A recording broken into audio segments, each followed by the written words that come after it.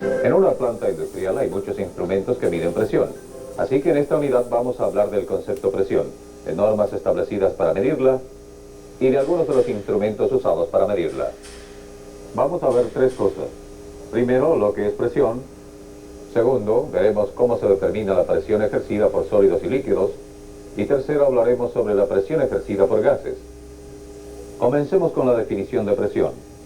Presión es la cantidad de fuerza aplicada a una unidad de superficie. Fuerza es el empuje o atracción sobre una superficie. Hay una fuerza que está siendo aplicada a todo en la Tierra, sin excepción, y esa fuerza es gravedad. La gravedad siempre ejerce una fuerza de atracción sobre todos los sólidos, líquidos y gases. Esta fuerza hace que todo tenga un peso, y una de las unidades de peso más comunes es la libra. Recuerden que presión es la fuerza que ejerce un cuerpo por unidad de superficie. Una unidad de superficie común es la pulgada cuadrada. Podemos reducir nuestra definición de presión a una fórmula matemática. La presión es igual a la fuerza dividida por la superficie. En este ejemplo, la fuerza se dará en libras y las unidades de superficie en pulgadas cuadradas. Si dividimos la fuerza total por la superficie total, podemos determinar la presión que está siendo aplicada a cada pulgada cuadrada o a cada unidad de superficie. Una unidad de presión común es libras por pulgada cuadrada o PSI, que viene del inglés, pounds per square inch. En algunos países las medidas de presión se dan en el sistema métrico. En sus textos encontrarán las equivalencias para las medidas de las cuales hablaremos. Ahora vamos a aplicar nuestra fórmula a diferentes formas de materia para ver cómo se emplea. Simplemente, la materia es un sólido porque conserva forma y volumen definidos tal como este bloque. En este momento está ejerciendo una fuerza o presión hacia abajo, sobre la superficie de esta mesa. Este bloque pesa 24 libras. La superficie interior del bloque mide 6 pulgadas de largo y 4 pulgadas de ancho. De manera que su peso está siendo aplicado a una superficie total de 24 pulgadas cuadradas. Ahora tenemos las cifras que necesitamos para la ecuación. La presión es igual a la fuerza, o sea, 24 libras dividida por la superficie total, o sea, 24 pulgadas cuadradas. Por lo tanto, la cantidad de presión que este bloque ejerce es de 1 libra por pulgada cuadrada. Pero no siempre se puede asumir que este bloque ejercerá 1 libra de presión por pulgada cuadrada. Si el bloque se pone de costado, entonces aplicará el mismo peso sobre una superficie más pequeña, y esto cambia las cosas. El peso o fuerza que el bloque ejerce hacia abajo continúa siendo 24 libras, pero ahora la superficie es de 4 pulgadas por 2 pulgadas, o sea, 8 pulgadas cuadradas.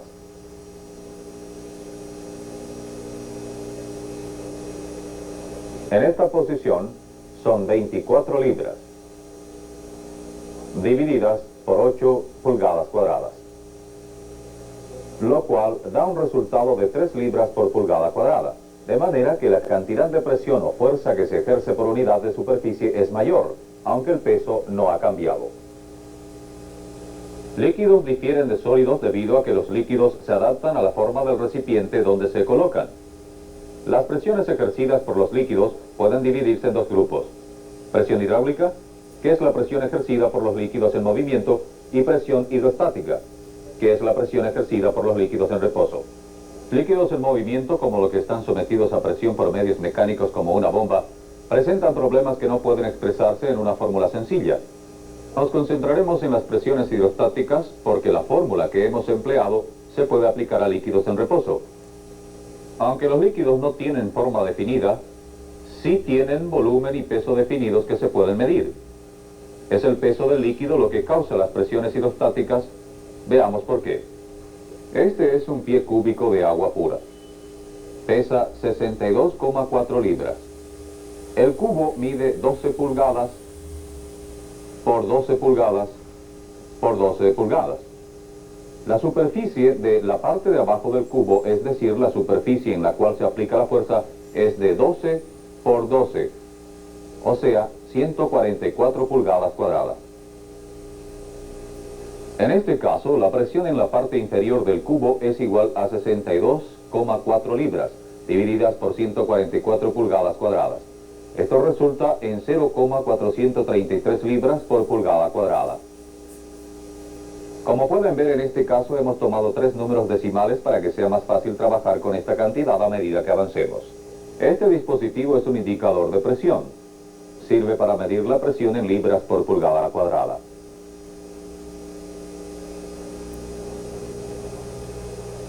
Debe indicar lo que acabamos de calcular, 0,433 libras por pulgada cuadrada. Ahora aquí tenemos un recipiente más pequeño. Tiene 12 pulgadas de altura igual que el cubo, pero las otras dimensiones son mucho más pequeñas. La parte inferior de este recipiente es de 1 pulgada por 1 pulgada, o sea, 1 pulgada cuadrada. Contiene solo 12 pulgadas cúbicas de agua, de manera que pesa mucho menos que el cubo más grande. Esto significa que aquí estamos aplicando menos peso en una superficie total menor. Veamos lo que muestra el indicador.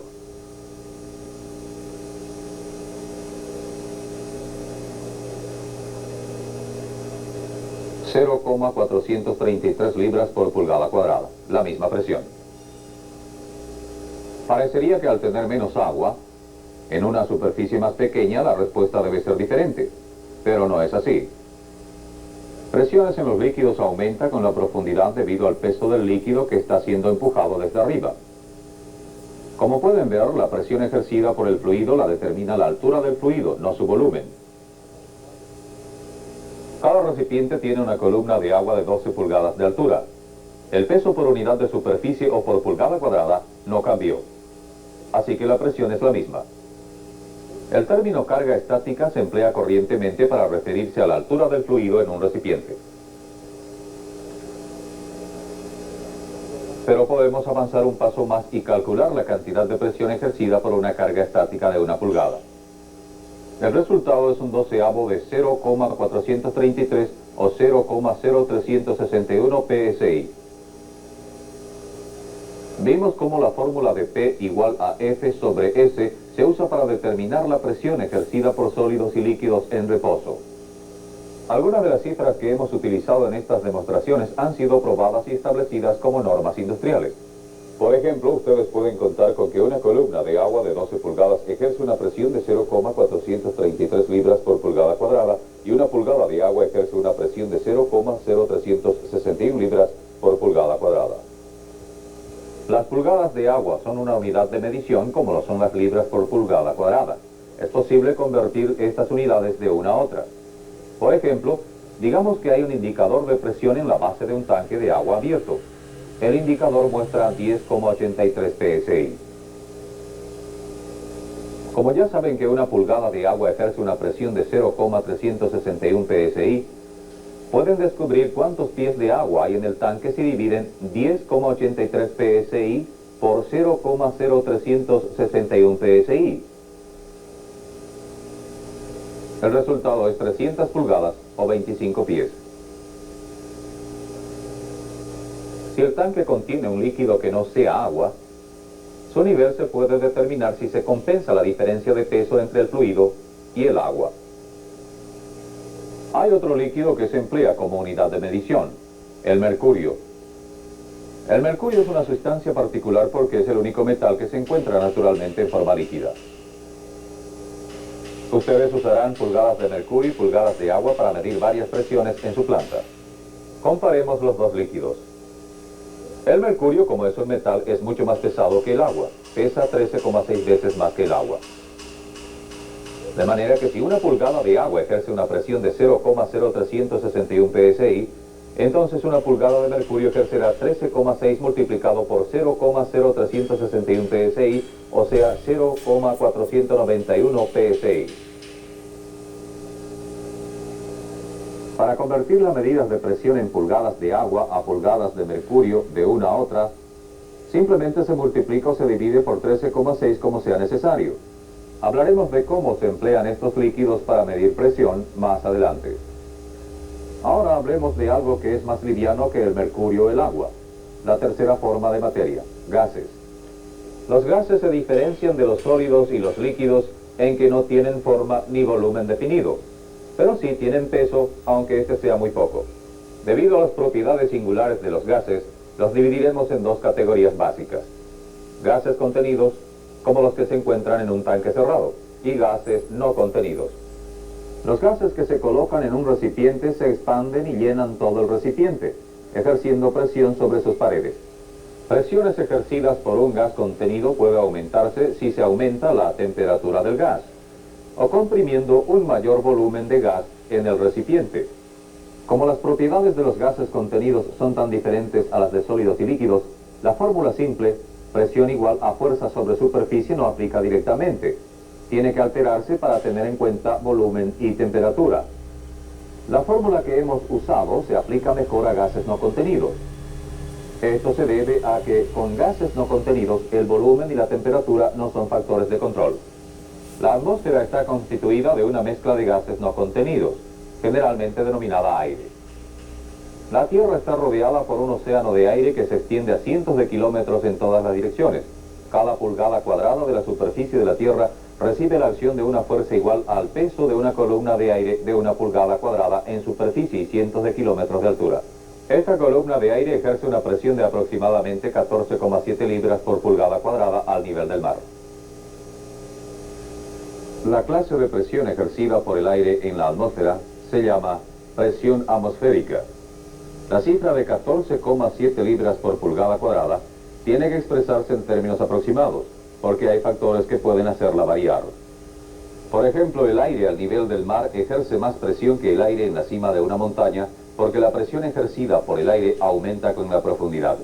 Al nivel del mar hay más aire que está presionando desde arriba. Entre más alta sea la atmósfera, menos efecto tendrá la gravedad sobre los gases, de manera que el aire tiene menos peso y ejerce menos presión. Las condiciones ambientales también pueden causar zonas de presión baja que afectan la presión atmosférica regionalmente.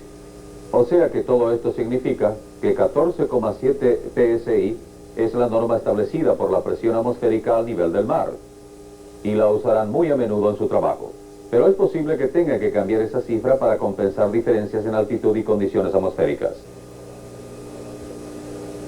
Normas son la base de todos los sistemas. Sin ellas, las medidas no tendrían significado. En esta sección hablaremos de dos normas que se utilizan al medir presión y las respectivas escalas de presión diferentes. Una norma emplea la presión atmosférica como referencia y la otra se basa en la ausencia o falta de presión atmosférica. Pero primero hablemos de qué es la presión atmosférica y cómo se mide. Por muchos años nadie podía verdaderamente probar la existencia de la presión atmosférica. Pero al fin un hombre llamado Torricelli lo consiguió hace aproximadamente 300 años. Él probó que la atmósfera tenía peso y ejercía presión. Torricelli preparó una demostración usando mercurio, un tubo de vidrio y un recipiente. Primero, vertió mercurio en el recipiente. Luego, llenó el tubo hasta el tope y luego lo selló para impedir que entrara aire al tubo. Después, invirtió el tubo en el recipiente de mercurio. Cuando lo abrió, el mercurio comenzó a salir del tubo y la altura de la columna de mercurio en el tubo disminuyó. Luego paró de salir. ¿Pero qué fue lo que hizo que parara? Presión atmosférica. El peso de la atmósfera estaba aplicando presión sobre la superficie del mercurio en el recipiente. El mercurio salió del tubo hasta que la presión ejercida por la columna de mercurio fue igual a la presión contraria ejercida por la atmósfera. Cuando estaban iguales, el flujo paró. El dispositivo creado por Torricelli aún se utiliza hoy en día para medir las presiones atmosféricas. Se llama un barómetro de tubo de Torricelli. Ahora que hemos demostrado el efecto de la presión atmosférica, pasemos a escalas que se usan para medir la presión. La primera que veremos no tiene en cuenta la presión atmosférica.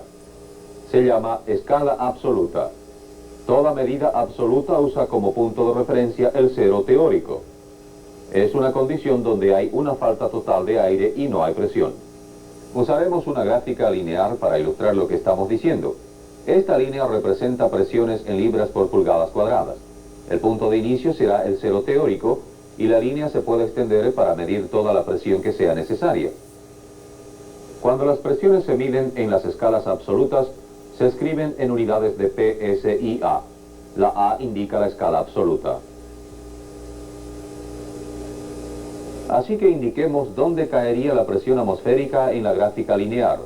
Es de aproximadamente 14,7 PSI, así que quedaría aquí. Como estamos usando la escala absoluta, la llamaremos 14,7 PSI-A. Este es un indicador que indica la presión en PSI-A. No está conectada a una tubería de presión, así que está indicando solamente la presión atmosférica. Como pueden ver, está alrededor de 14,7 libras por pulgada cuadrada. Ahora bien, hablemos de la segunda escala de presión. Esta se llama presión manométrica. Aquí tampoco está conectada a la tubería de presión, así que debe indicar 14,7, pero no es así. Indica 0. Tal parece que hay algo que no está bien, pero no es así. Este indicador emplea una norma de presión diferente. Mide presión a partir de la presión atmosférica en lugar de cero teórico. Gráficamente, la escala de presión manométrica tiene este aspecto.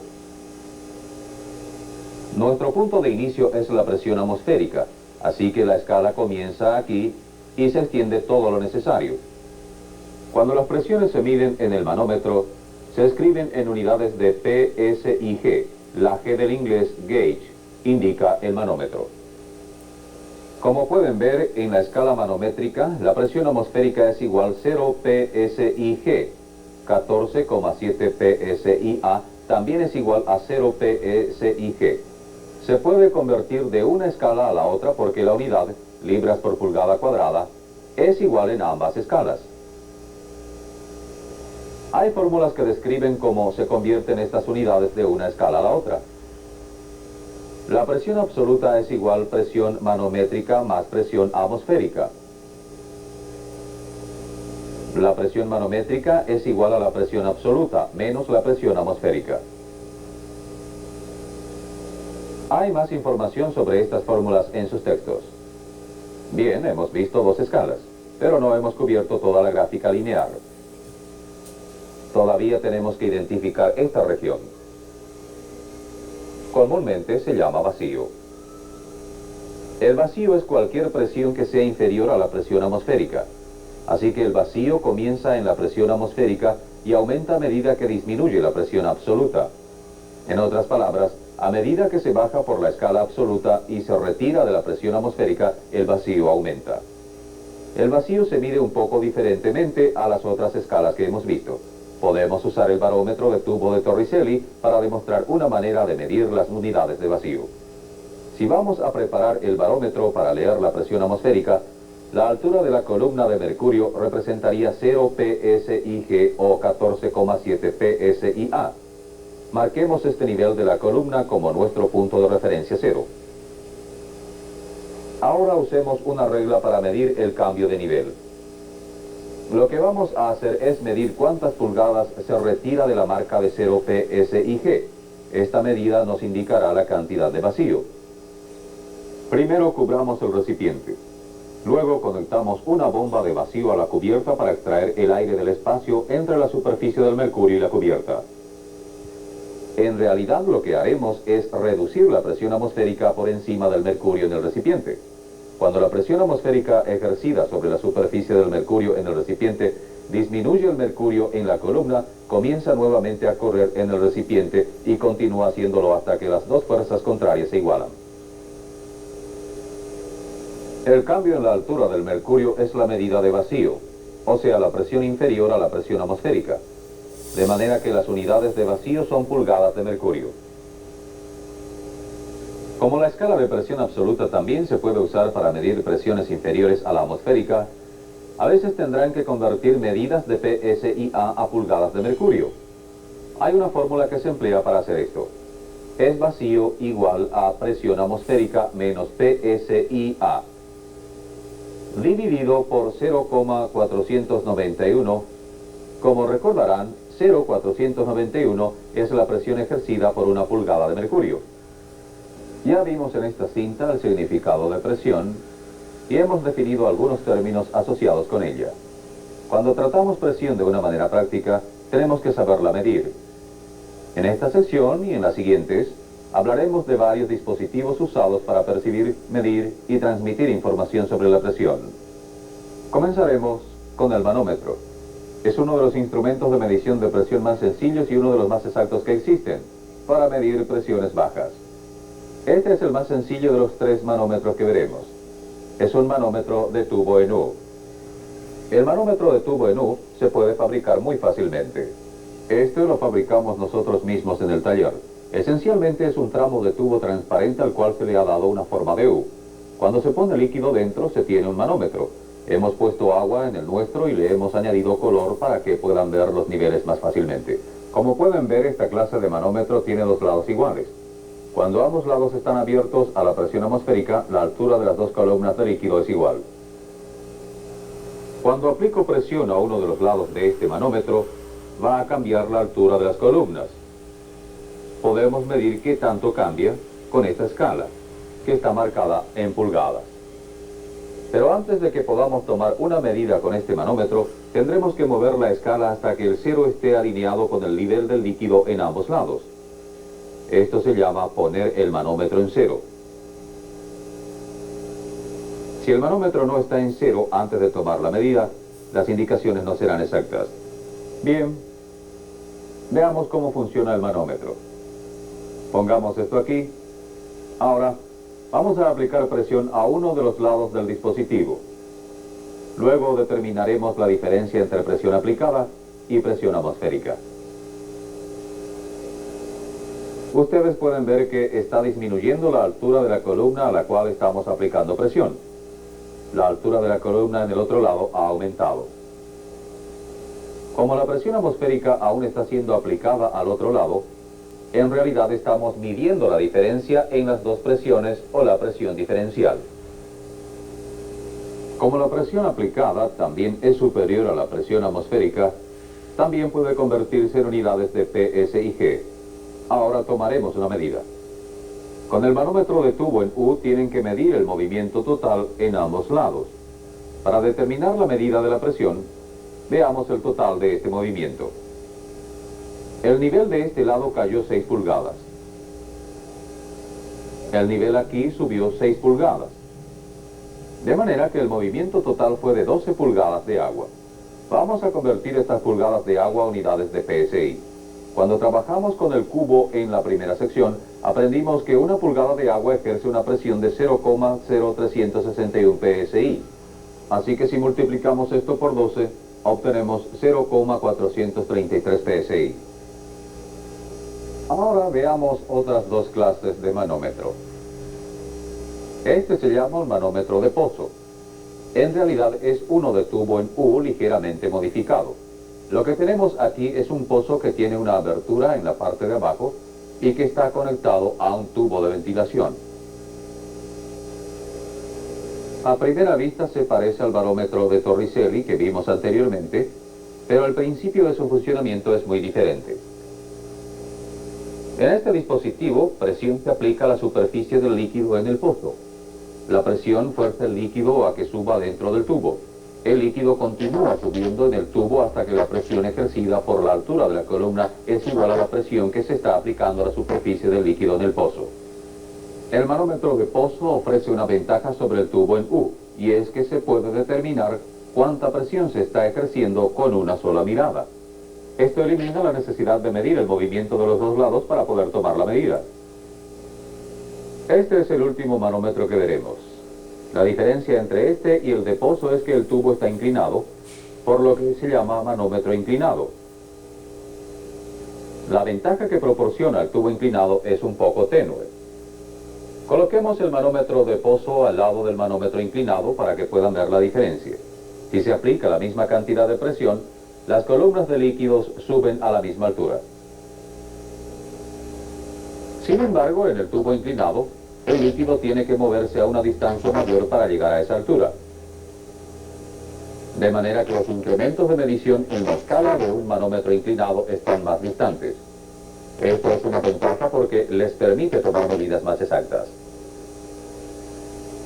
Recuerden que esto no afecta al nivel al cual sube el líquido, porque lo que determina la altura de la columna es la presión aplicada al dispositivo. Repito, cada uno de los manómetros que hemos visto pueden usarse para medir diferentes clases de presión, incluyendo vacío y diferencial. La manera en que se aplica la fuente de presión al manómetro la determina el estilo de fabricación. Hemos hablado bastante sobre los manómetros en sí, pero tenemos un par de datos sobre manómetros que tenemos que tratar antes de concluir. El primero es cómo leer los niveles de líquidos. Si examinamos la superficie del líquido en esta columna, es evidente que no está completamente recta. Una superficie líquida como esta se llama menisco cóncavo. El agua siempre forma esta clase de menisco. El centro está más bajo que los bordes externos. Cuando tomen una medida en esta clase de nivel, siempre tómenla desde la parte inferior, o el punto más bajo del menisco. Esta es una norma establecida para la industria. Si están leyendo un nivel de mercurio, notarán que forma un menisco diferente. Este se llama menisco convexo. Es más alto en el centro que en los bordes. Cuando se lee un menisco de mercurio, se debe tomar la medida desde el punto más alto del nivel. Esta es la práctica estándar. Los manómetros que vimos son buenos instrumentos. Proporcionan indicaciones exactas de la presión, pero tienen limitaciones serias. Su uso se limita a márgenes relativamente bajos de presiones diferenciales y no son muy fáciles de leer. Sin embargo, hay muchos instrumentos para medir la presión sin esas limitaciones. Tienen dispositivos llamados elementos de presión, los cuales facilitan el control de todos los márgenes de las presiones industriales. Los elementos de presión perciben cambios en presión y los convierten en movimiento mecánico. Generalmente están conectados a mecanismos de aguja que indican cambios de presión en una escala regulada, que es mucho más fácil de leer que un menisco. Comencemos con el más común, el tubo de Bourdon en C. Este tubo de Bourdon recibe su nombre por la forma que tiene. Veamos más de cerca el tubo en C. El tubo en sí está hecho de un metal ovalado de paredes finas. Un extremo está abierto y conectado a una base que contiene un pasaje de entrada al interior del tubo de Bourdon. La fuente de presión se conecta a la base, de manera que la presión va de la fuente a la entrada a través del pasaje dentro del tubo. El otro extremo del tubo está sellado y se llama la punta.